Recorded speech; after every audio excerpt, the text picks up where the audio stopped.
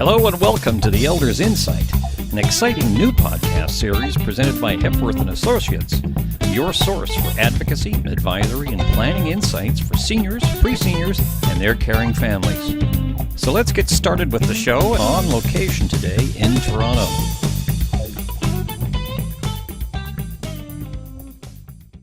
Welcome back to another episode of the Elders Insight, and thank you for joining us again. My name is Gary Hepworth, and I'm your host for this edition of the Elders Insight, and we are live today from Toronto, Canada, where spring is hopefully on its way. We continue to thank you for all the positive responses that we continue to get for the Elders Insight series, and it's a good thing because we love doing it. We know that not everyone can make it out to our various seminars and workshops, so the Elders Insight series comes right to your home so you don't miss a thing. So let's go on with today's lifestyle episode, which is entitled, Okay, I'm All Packed, Where To? And this subject has been one that our listeners who've been asking us about for a long time now, travel. Whether you're a pre-retiree getting your bucket list in order or a seasoned retiree traveler who is deciding on their next escape, you're going to find today's episode really interesting and helpful. As seniors, we've learned our time to travel. So if your days of having to submit a vacation request for approval are over, now is your time to explore. A survey done in 2017 found travel is at the top of the bucket list for more than 80% of baby boomers. So it's clearly on most of our collective minds, no matter if you've never really explored before or whether you're a seasoned globetrotter. This all said, there's more to packing a bag and jumping on the next flight. Like everything today, the process and considerations to get to your destination can be a bit intimidating unless you've got some valuable insight, Elders Insight. So we're going to talk to someone today who's my favorite expert when it comes to travel. He's the guy to discuss where to go, what to do, what to bring, and what to consider, and a whole lot more of to-dos and don't-dos. And his name is Peter Wong. Little about our guest today. Peter is the president of Cruise Holidays Luxury Travel Boutique right here in Toronto. After a long career in international banking and business, Peter decided to try his hand at building a small business. It was a perfect link of his own love for travel with serving clients who like having a smile on their faces. And to his credit, the small business turned into a very popular specialty cruise travel agency specializing in river and ocean cruises, but also in custom vacations, luxury resorts and hotels, tours, and specialty travel. Of particular interest is to the extent Peter has specialized his services around pre-seniors and seniors, and the kind of things that we in our demographic really value in terms of our value for dollar. So bottom line, Peter is a passionate and respected advocate for the needs of older adults, and we're thrilled to have him here today on the Elders Insight. Peter, welcome to the Elders Insight. Well, thank you very much, Gary, and it's a real pleasure to be here on Elders Insight. And what a great way to get important and relevant information out to your audience, especially about travel, a subject that I'm really, really passionate about. Good. So let's start out with the first question that most people have. So once they've decided they've got the travel bug, they want to get away, okay, where should we go? How do you help people decide where they should travel? Well, where you want to go is often just the beginning of the process, but that is sometimes the most agonizing decision to make. We have to probe our clients about their past travel experiences, their hobbies, their activities, their abilities, and even minute things like their dietary preferences. Are you interested in culture, art, and music? Are you physically active, or do you have mobility restrictions? Are you a beach person, or do you prefer more temperate climates?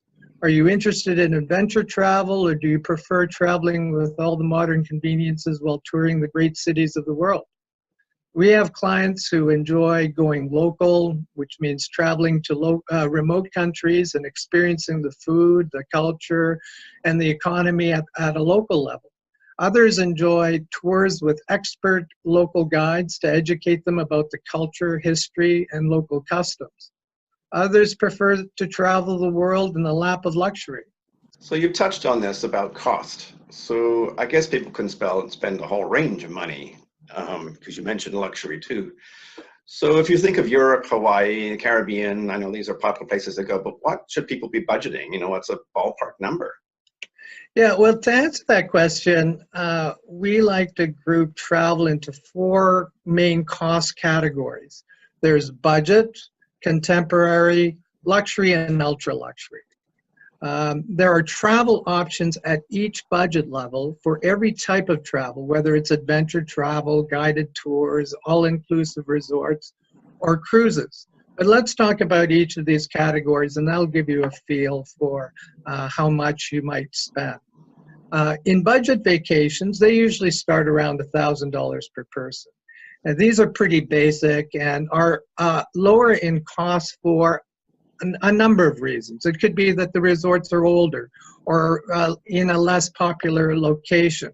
Perhaps the amenities or the beaches aren't the best in the area. Accommodations, food, and transportation may be the very basic types. However, if you're looking just to get away from the cold, which a lot of people are, this might be suitable for you. You might just want to lie on a beach. I must warn you, though, that there are risks with budget travel in the budget travel market. Customer service is minimal, so if there is an issue or a problem on your trip, you're usually on your own. Even if you book through an agent, there's often little that we can do to help you with these packages because they're priced for mass market sales, and suppliers are more interested in volume than responding to individual concerns. But if you're on a tight budget, this might be an option for you. The next category up is we call the contemporary category, and it's slightly more expensive, but with better accommodations, food and transportation, and also a little better customer service. So if something does go wrong on your trip, you may get somebody to help you or some response from the supplier. These trips are generally in the $2,000 to $3,000 per person.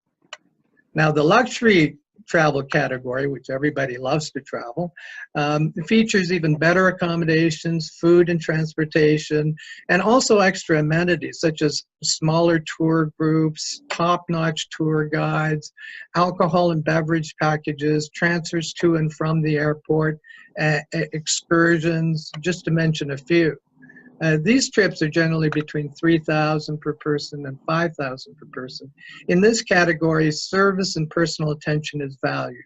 And if there are any complaints by the clients, we can usually talk to the supplier about either fixing the issue while you're on your trip or getting some sort of compensation for you when you return.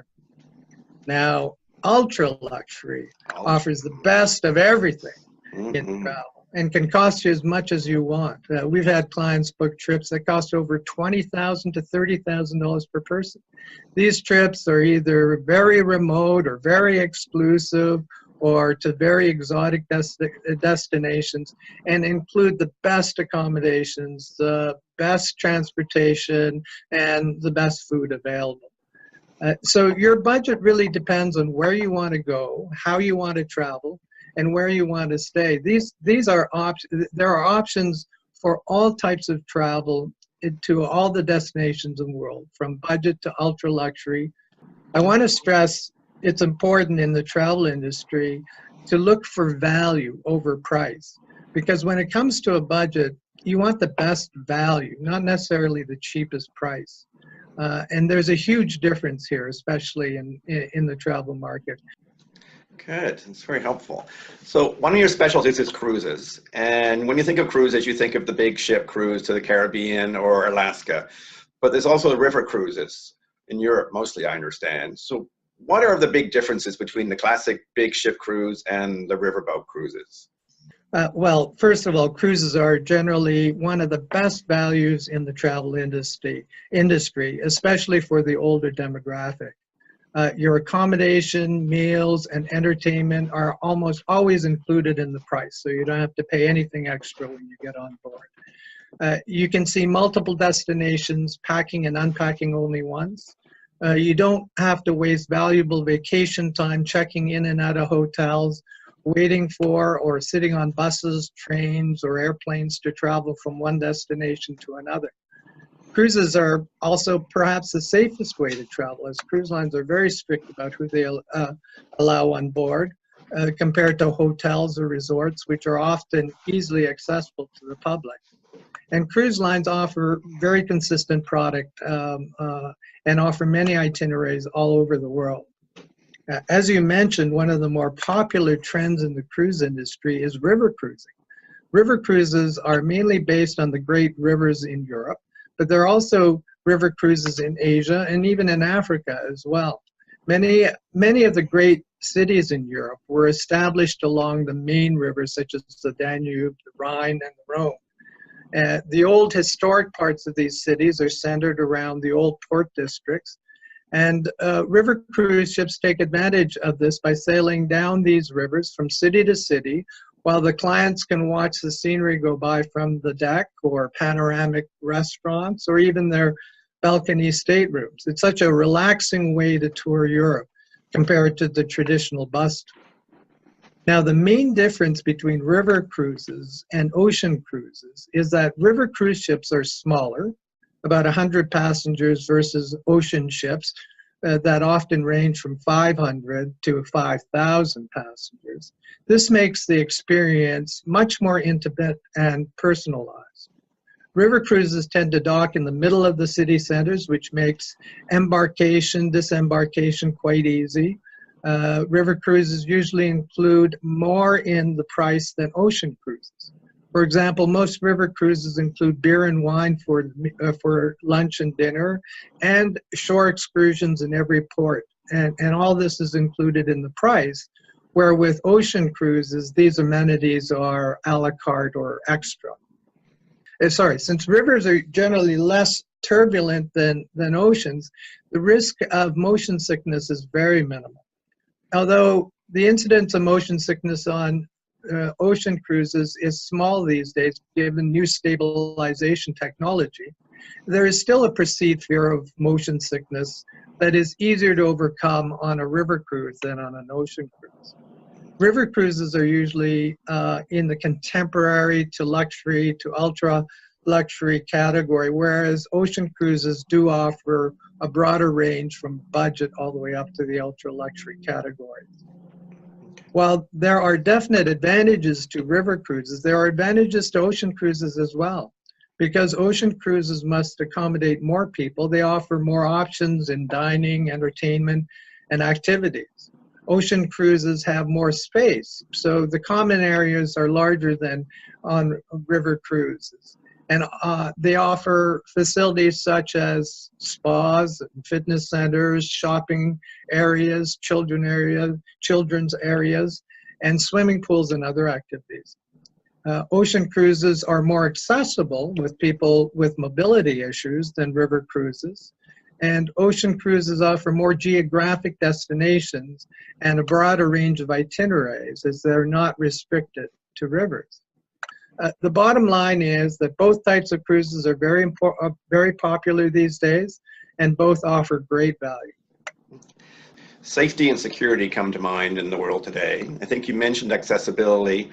So a client who has mobility issues, are they able to actually take a river cruise? Like, can river boats take people in wheelchairs, for example, or walkers?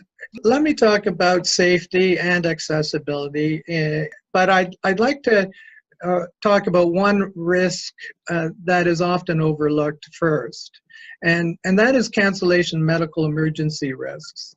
Many people will invest in an expensive vacation months, if not years in advance.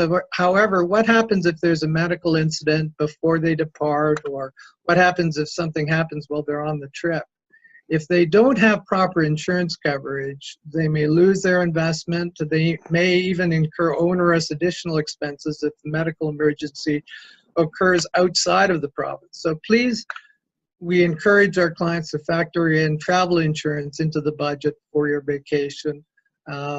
That's all I'll say about travel insurance, because that's a complicated topic and requires a discussion on its own. And if anybody has any questions, please contact us. In regard to personal safety, there are a number of tips we offer our clients.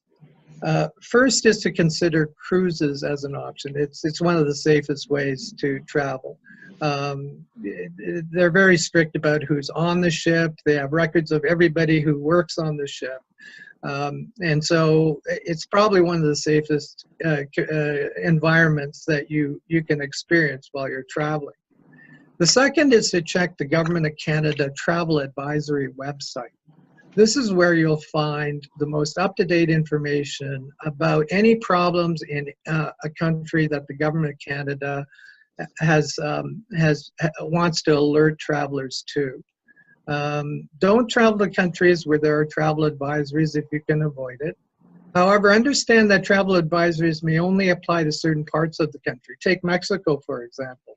There's been a rise in drug-related crime in certain parts of the country, but for the most part, resorts and tourist areas in Mexico are quite safe. So understand what the travel advisory says, read it carefully, and take your tips from there. The third tip is to travel on guided tours or in groups, especially in countries with which you're not familiar. There is truth in the saying that there's safety in numbers, and so whenever you're in unfamiliar territory, make sure you're not traveling alone. The fourth is to know the laws and the customs of the countries that you are traveling to. This is very important when you're traveling to non-Western countries. Laws can be very different from Canada and North America, and you don't want any misunderstanding while you're traveling. I guess Finally, cannabis comes to mind. yes, exactly. That would be a major faux pas in many countries. So finally, be aware of your surroundings always. As a tourist, you're always a target. So be aware and use common sense. And make copies of your travel documents and have them someplace safe in case you lose yours while you're traveling. In regard to accessibility, as you know, as we age, many of us will encounter mobility issues. This can restrict the type of travel that you can do, but it shouldn't stop you from traveling. We have a son who uses a wheelchair, and we have traveled extensively with him and understand the needs of people with mobility restrictions. Extra planning and contingency plans are especially important. We always have a plan B and a plan C. We understand what it's like to have our wheelchair accessible taxi not show up, or when there's an elevator that's out of order, or when an accessible hotel is not really accessible. Accessibility has improved in Western countries and indeed all over the world, but there are still obstacles that have to be overcome, especially when you're traveling to new destinations. So extra planning and contingency are crucial. In regard to river cruises, you're absolutely right. They're not the most accessible mode of transportation. We've had people in wheelchairs travel on river cruises, but the issue is that the elevator does not go all the way up to the top deck. So you're missing out on some of the best parts of a river cruise. On the other hand, ocean cruises are totally accessible. They were the first to accommodate people with wheelchairs, and they've just been improving decade over decade. So when I've been on cruise ships, I may have got sick or seasick. There's generally a doctor on board and a whole medical unit there. What happens if someone has a medical emergency or some of the health condition while they're on a river cruise? Usually on a river cruise, they'll pull over to the shore and call an ambulance. So it's quite safe. They don't have medical staff on river cruises, but because they're within hours of a major city, it's easy to get an ambulance to the ship or take the ship to a place where the ambulance can meet you. Whereas if you're on a cruise ship in the middle of the Caribbean, the only way to evacuate is by air ambulance.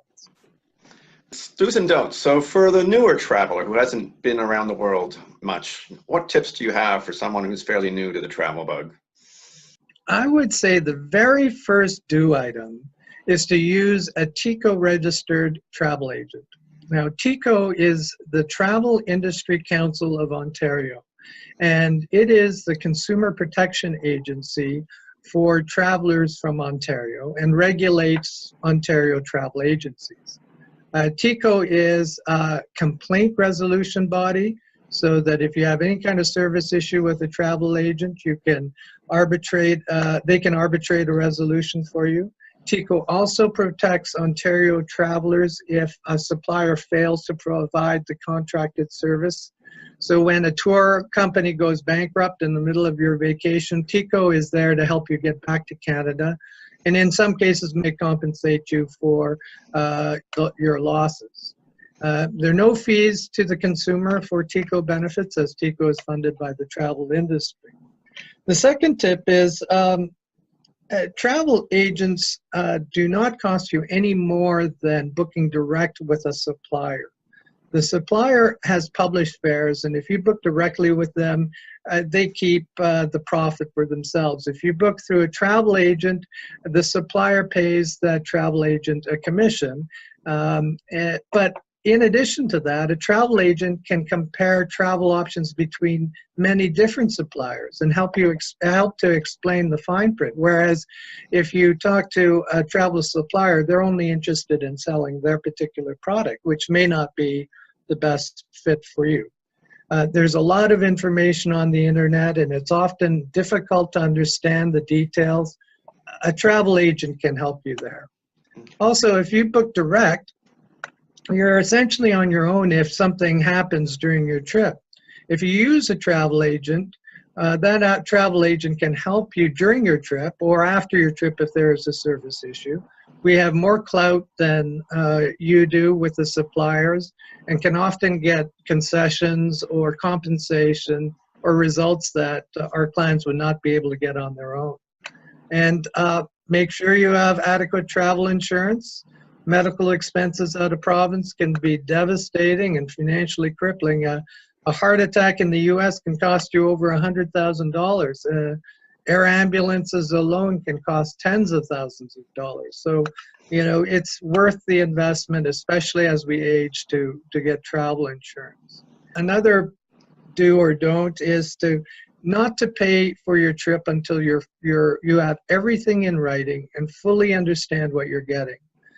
Understand the deposit conditions and when the final payment is due. Most trips have cancellation fees, so be sure you understand those terms. Double and triple check your flight details. Ensure your name on the flights and other itineraries match your passport. That's so important these days. And also call your travel agent before you travel and go through your itinerary with them to make sure everything is in order. The more planning you do before your trip, the more relaxing your trip will be. There you go. My favorite word, planning. There you go. Thank you for emphasizing the travel insurance topic, because I know it's an important topic. So if you had a classroom of us potential travelers in a room right now, and is there one specific piece of advice you'd give us? What do you wish more people knew before they actually traveled? Well, my top bit of advice is more of a philosophy than advice. My favorite travel quote is from Hans Christian Andersen, and he said, "To travel is to live." And I believe that to be so true. I feel most alive when I travel. I learn the most when I travel. I feel that I live life to the fullest when I travel. Travel is exciting. It shouldn't be intimidating. Travel opens your eyes, your mind, and your soul. Enjoy your journeys, because experiences are so much more valuable than things. There are some amazing places to experience outside our communities, and the more you experience, the more you have lived. Travel to the most distant and remote destinations while you can. Leave the easier trips for when you get older. Keep in mind that the major reason that people stop traveling is health and inability to purchase travel insurance. Travel within your budget, but travel well. Remember that you may not get a chance to go back to a destination, so take advantage of your time there. Peter, that's been great. Peter, fascinating chat indeed. Big thanks to you on behalf of our listeners and yours truly. Our whole objective here on the Elders Insight is to provide the kind of peace of mind that comes from trusted information. So it's terrific to be getting it from a seasoned pro like yourself today. Well, thanks, Gary. It was a pleasure talking with you, and thanks to your listeners. I'd love to come back again, perhaps to talk about travel insurance or another travel-related topic, but it's been great, and thank you again. We might just take you up on that. Well, folks, that's been a wrap for today's videocast, and we thank you all for joining us, and we thank our guest, Peter Wong, for taking the time out of his busy schedule. So if you'd like to reach out to Peter and the fine folks at Cruise Holidays Luxury Travel Boutique, just drop us a line and we'll get you connected right away. So we enjoy your comments, keep them coming. And stay tuned for more video casts on the Elders Insight so that we all age well.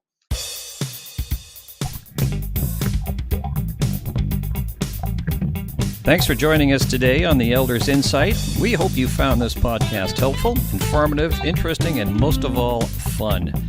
We hope you can join us for our future podcasts as we continue to be your source for advocacy, advisory, and planning insights for seniors, pre-seniors, and their caring families. A big thanks to Hepworth and Associates team, and we look forward to seeing you the very next time here on the Elders Insight.